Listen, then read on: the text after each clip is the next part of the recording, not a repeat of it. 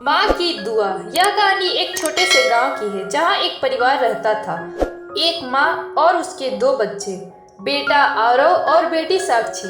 वे एक छोटे से घर में रहते थे जहाँ हर सुबह माँ बच्चों के साथ दिन की शुरुआत करती और दिन भर की छोटी छोटी परेशानियाँ अपने आप हल कर देती थी।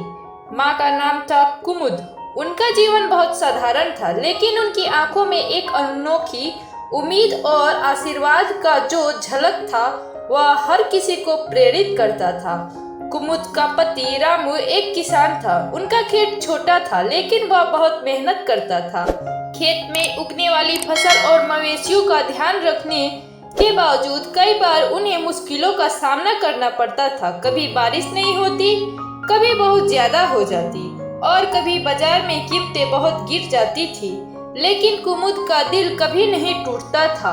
वह हर कठिनाई को सहन करती, क्योंकि वह जानती थी कि उसकी दुआ ही सबसे बड़ी ताकत है। तुम चिंता मत करो रामू, भगवान पर विश्वास रखो, हमारी मेहनत कभी बेकार नहीं जाएगी। कुमुद हमेशा रामू को समझाती, लेकिन कुमुद की दुआ के असर से ही घर में खुशहाली आती। किसी भी मुश्किल में माँ का दिल हमेशा बच्चों के लिए ममता और आशीर्वाद से भरा रहता है। वक्त के साथ दोनों बच्चे बड़े होते गए। साक्षी बहुत पढ़ाई में तेज थी, जबकि आरव को खेती में रुचि थी। कुमुद का सपना था कि दोनों अपने अपने जीवन में सफल हो, लेकिन इस रास्ते में कई मुश्किलें आई। साक्षी ने अपनी पढ़ाई पूरी की और शहर में एक अच्छी नौकरी पाने के लिए निकल पड़ी। आरव ने खेतों में और मवेशियों की देखभाल में हाथ बटाना शुरू किया। रामू और कुमुद की दुआएं दोनों बच्चों के साथ थी, लेकिन जीवन कभी सीधा नहीं चलता। साक्षी को शहर में काम मिल तो गया, लेकिन शहर की भागदौड़ और अकेलापन उसे बहुत परेशान करता था। एक दिन उसने अपनी माँ को फोन किया। माँ, मुझे यहाँ कुछ समझ में नहीं आ रहा, हर दिन संघर्ष है, बहुत अकेलापन महसूस होता है। साक्षी के शब्दों में डर और थकावट थी। कुमुद ने मुस्कुराते हुए कहा, बिल्कुल समझ सकती हूँ बेटा, पर याद रखना तुम अकेले नहीं हो, मैं हर पल तुम्हारे साथ हूँ। तुम्हारे जीवन में कोई भी समस्याएं आए, माँ की दुआ हमेशा तुम्हारे साथ रहेगी, तुम बस विश्वास रखो। साक्षी ने माँ की बातों को दिल से सुना। अगले कुछ महीनों में उसने अपने जीवन में शांति और संतुलन महसूस होने लगा। उसे समझ में आया कि कठिनाइयां तो आती है, लेकिन हर मुश्किल का हल है विश्वास, मेहनत और माँ की दुआ।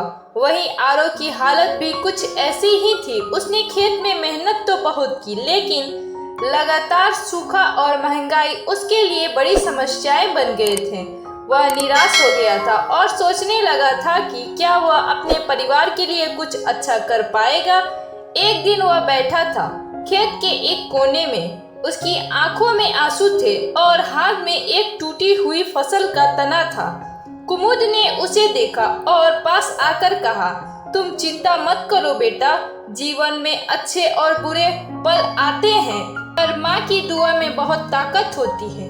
माँ, मुझे नहीं लगता कि अब मैं कुछ कर पाऊंगा, हर तरफ मुश्किलें ही मुश्किलें हैं।